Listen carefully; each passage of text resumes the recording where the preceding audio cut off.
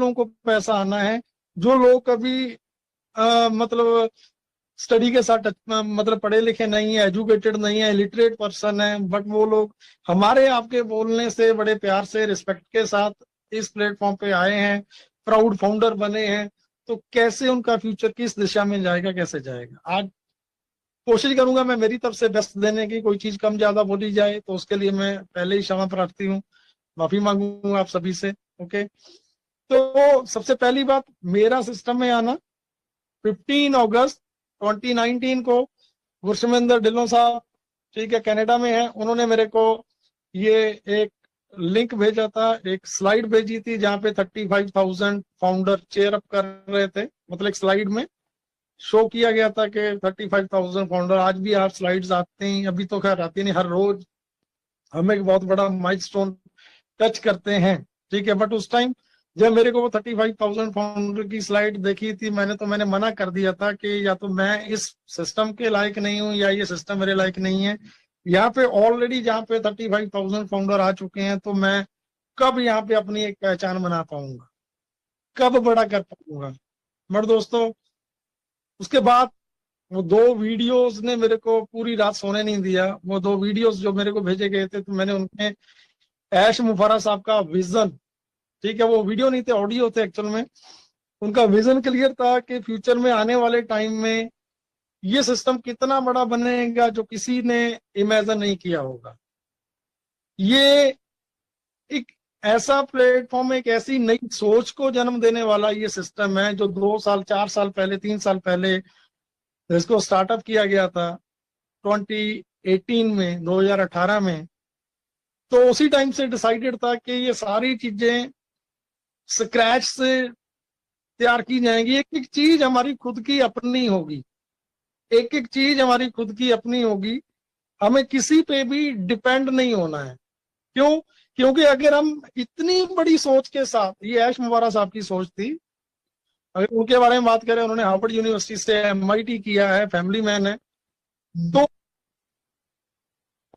क्योंकि इतना बड़ा उनको एक सिस्टम देना है इस इंडस्ट्री को जहां पे फेलियर का कोई चांस ना हो, कोई गुंजाइश ना हो फेल होने की किसी सिंगल एक पर्सन की भी। क्योंकि उनका बैकग्राउंड ऑलरेडी, उन्होंने 25 ईयर्स, सॉरी 22 टू 23 या 4 ईयर्स का उनका एक्सपीरियंस रहा है इस इंडस्ट्री का, digital marketing, affiliate marketing, online का, ठीक है, नेटवर्क इंडस्ट्री का। उन्होंने बहुत अच्छे से ब्रीफली, क्लोजली, डीपली स्टडी किया है।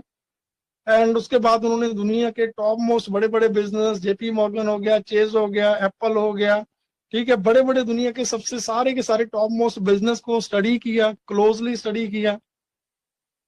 कहाँ पे कमियां रह जाती थी, क्यों कमियां रह जाती थी, क्यों वो सिस्टम बड़े नहीं बन पाए, अगर बड़े बने हैं तो वो सिस्टम उस आम एंड यूजर तक वो हेल्प, वो सपोर्ट या वो बेनिफिट नहीं पहुंचा पाए हैं जो लोगों तक जाने चाहिए थे।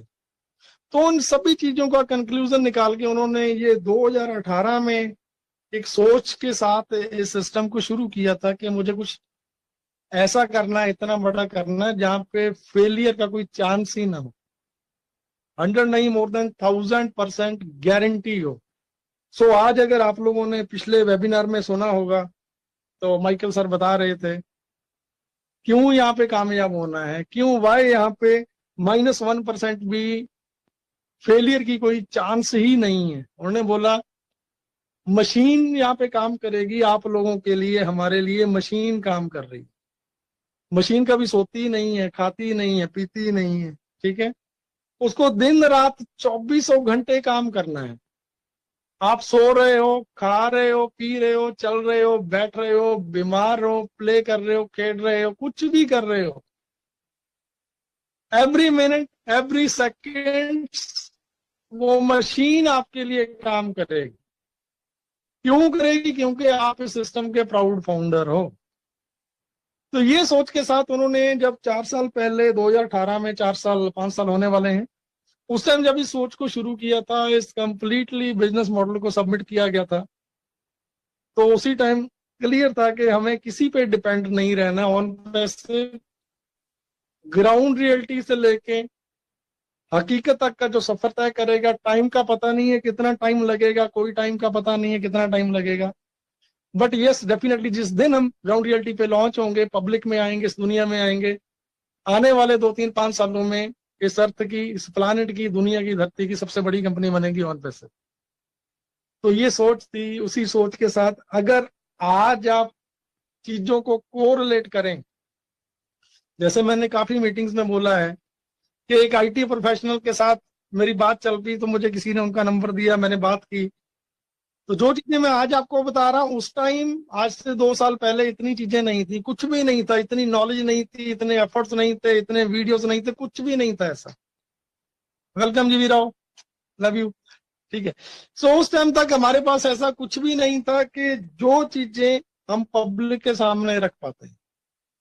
सो एक एक चीज को प्री प्लान था कि स्क्रैच से डिजाइन करना, ताकि फ्यूचर में आने वाले टाइम में कुछ ऐसा ना हो कि हम किसी पे डिपेंड हैं, फोकस्ड हैं, और उन्होंने अपने से पीछे हाथ खींच लिया, देन कंपनी किसी पे डिपेंड रह के कुछ भी नहीं करना चाहती थी। इसीलिए ये पहले से ही डिसाइडेड था कि हम जो भी चीज करेंगे, जो भी लेके आएंगे, हमारा खुद का लेके आएंगे।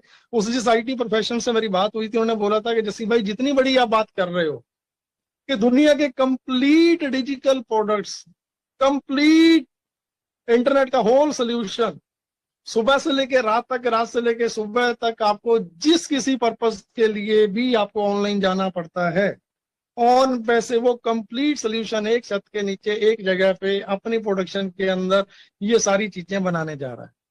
तो जब मैंने ये बात उनसे की थी, उन्होंने मेरे को बोला कि आप कंपीट करने की बात कर रहे हो कि आप फेसबुक को कंपीट करोगे, आप गूगल को कंपीट करोगे, आप लिंक्डइन, ट्विटर, इंस्टाग्राम, यूट्यूब, आप कैसे इनसे फाइट कर पाओगे? आपको पता है इनमें से सभी में से आप किसी एक का नाम ले लो, फेसबुक का ले लो, गूगल का ले लो, इनके खुद के डाटा सेंटर्स हैं, खुद के क्लाउड सर्विसेज सर्वर हैं। ये 1 मिनट के लिए, 1 सेकेंड्स के लिए भी सिस्टम डाउन नहीं हो सकता है। तो इसके लिए क्या प्रिपरेशन है, क्या है आपके पास, आपकी कंपनी में क्या आपके खुद के डाटा सेंटर्स हैं? तो उस टाइम मेरे पास कोई आंसर नहीं था। मैं क्या, नहीं आज नहीं है बट होंगे। खुद के सर्वर हैं?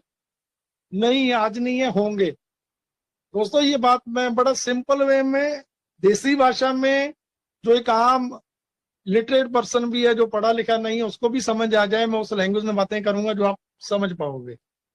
नहीं है हमारे पास, ना उस टाइम डाटा सेंटर थे, ना सर्वर्स थे, ना इतना स्टाफ था। ओनली दैट टाइम कोई 128 समथिंग का स्टाफ था, जो हमारा ऑफिस बेंगलोर में वर्क कर रहा था। उससे पहले वो कलकत्ता में था, कोलकाता से शिफ्ट होके सारे के सारा बाइंड अप करके बेंगलोर आया था। तो ऐसा कुछ भी नहीं था मेरे पास कि मैं उनसे फाइट कर पाता। लेकिन यस, उनको एक बात बोली थी कि ब्रदर डेफिनेटली एक दिन आएगा कि आप हमारे साथ यहाँ पे आओगे।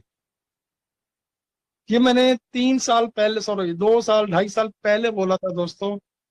एंड आज बड़ा प्राउडली मैं ये बात बोलता हूं कि लास्ट 6 महीने पहले, 8 महीने पहले, जब हमारे डाटा सेंटर्स की बात चली कि हमारे खुद के डाटा सेंटर ऑन पे सिर्फ के आ रहे हैं, आ चुके हैं, लाइव अभी थोड़े टाइम पहले हुए हैं, तो वो पर्सन बीइंग आईटी प्रोफेशनल चीजों को फॉलो अप करते